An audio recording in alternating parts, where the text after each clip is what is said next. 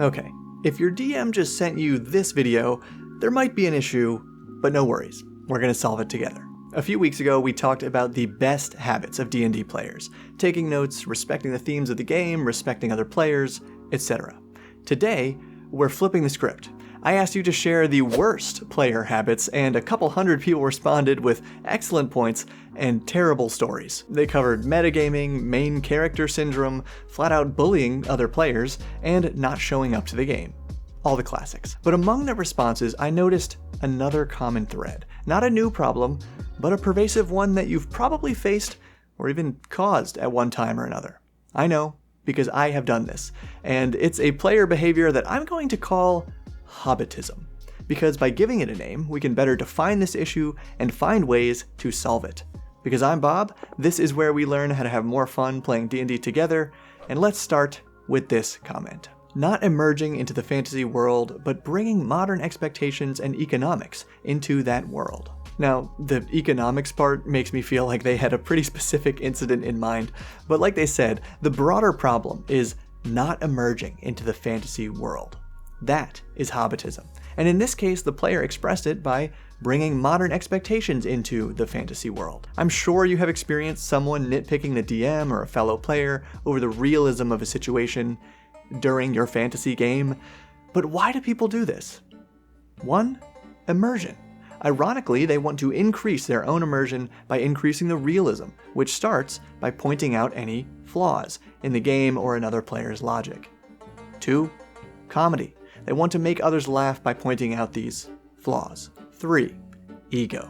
They want to seem smart or funny by pointing out these flaws. So yeah, I've committed all 3 of these RPG crimes at one point or another, but the first one was my MO. We all know a certain level of realism is necessary, because if the world doesn't feel grounded in anything, it's really difficult, at least for me, to feel immersed in that world. So I had this habit of insisting upon realism, even to the detriment of my group's immersion, and that's not cool. If a player does this all the time, maybe high fantasy or even the whole fantasy genre just isn't their style. In which case, switching up the genre could be a ton of fun. A ridiculous Wild West one-shot I ran using 5e's rules was some of the greatest D&D I've ever been a part of. But if you find yourself about to burst everyone's fantasy bubble because some small thing doesn't make sense to you, practice leaning into it. Decide how and why it makes sense, not for you, but for your character. Even if the explanation is, it's a magical world and crazy shit happens. That's a reactive way to handle it, but there are many ways to proactively practice immersion. And one of my favorites comes courtesy of our longtime sponsor, Describe. If you know this channel, you know I love talking about this online library of professionally written box text that you, as a DM or a player, can easily search before a session or on the fly to find a rich sensory description for a scene that you want to express with cinematic, immersive flavor. I use Describe because I believe the more depth there is to your fantasy world, the more likely it is that you'll fuel your group's collective imagination. Check out Describe through the link below so they know who sent you, and use code BOB to save 10% if you sign up. Alright, but the second reason people poke holes in logic of the game or logic of other players is to be funny. If you've ever watched Mystery Science Theater 3000, you understand this. Basically, it's just sarcasm. It's breaking the fourth wall. And my groups do this pretty often because we favor a goofy game over a serious one. Ultimately, this quirk still falls under Hobbitism because it feeds into this rejection of the fantasy world. Though I would say it's the most mild form because it's typically about enhancing the group's experience with laughter. However, this can be a selfish act, like in reason number 3. Trying to seem funny or smart by pointing out flaws. Yeah, heavy air quotes on flaws, because the kind of person who does this will find flaws in anything. I know, because I used to do this too. For me, it came from this compulsion to just be correct and to make sure everyone knew I was correct. For others, it's about being the center of attention, and that's where even the comedy part can go wrong. Frankly, this is the most difficult form of Hobbitism to solve, because it requires a legitimate reality check where the player recognizes their compulsion for correctness or attention or whatever, and actively practices resisting it or at least channeling it into behaviors that support the group's fun. A simple strategy that I use to overcome this in D&D is that when something triggers that compulsion to be correct, I ask another player in character what they think about it. So I still get to have my little observation, but I've used it to create an opportunity for someone else to roleplay. And it's worked really well in my experience. Now, let's look at some other Hobbitism examples. I think that lots of D&D players are scared of doors. They are overly cautious when it comes to opening doors, and often PCs will all crowd around a door and just wait for someone else to open it. This aggravates me both as a player and a DM. Did you catch the important part? This next one really spells it out. I think being overly cautious to the point of stopping story progression is one, oh, the one shot is in this haunted house? Let's not go in. Another I had difficulty with was my fellow players waiting at the home base or hometown and RPing day to day for the next plot point to come to them. And this last one really lays down the law. You are at the table to play the game, so justify any reason that your character can find to go along with the adventure or go home. See, don't say that to your players. That's why I'm making this video, so you can send this to them or just get some better ideas for what to say. But if Hobbitism is about refusing immersion in the fantasy world, then rejecting heroic moments or even whole adventures is Hobbitism in its purest form. This is Bilbo not wanting to leave the Shire. And why would he?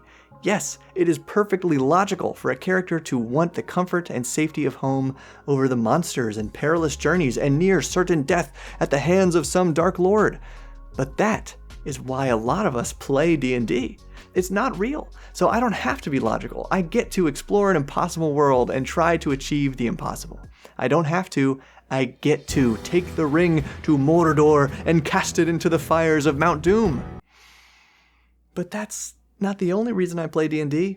I fell in love with this game because it brings me and my friends together for a couple hours where we do laugh together about the illogical moments of this game, and we get to overcome heroic challenges together. For many folks, their friends are the reason they play D&D. Others want to scrutinize rulebooks and create super powerful characters. And a ton of people today want more than anything to take on the role of a cool character they created. So, naturally, they don't want that cool character to die, even in a heroic way. And here's how we get to the bottom of this. First, let's agree that everyone has their own unique set of motivations for playing D&D, and every single one of those motivations, as long as it doesn't hurt anybody, is a valid reason to enjoy the game. If you agree, please hit the like button so more people will see this video. Now, whenever one player's main motivation conflicts with another's, which is totally normal by the way and will happen, this conflict of motivation can sometimes create conflicting behaviors in-game that can be embraced as moments of in-character drama. Or, if even one of the players lets their ego get in the way and takes it personally, now the group has a problem. So I highly recommend taking a proactive stance against this by just taking a few minutes at the start of your next session to have everyone share why they play D&D. This at least gives your players a baseline of understanding about the choices their fellow players will make during the game. Then, if one or more of your players say they really enjoy playing their cool character, even to the point of refusing adventure, aka full-on Hobbitism, you have a couple options. One, play 2 games. In one game, everyone enjoys the more relaxing and less perilous parts of D&D, or even tries another less combat-focused system. And in your other game, the same group all plays heroic but disposable characters. Option 2, let it ride. The hobbits can always be safe in the middle of the marching order and never be the first through a door, and maybe even let them find a magic item like the 5e periaptive wound closure that pretty much prevents them from ever dying. But the party as a whole still goes to Mordor so they can cast the one ring into the fires of Mount Doom. Now, check out this video about the best player behaviors, consider subscribing or joining Patreon, but thank you for your support in any form, and keep building.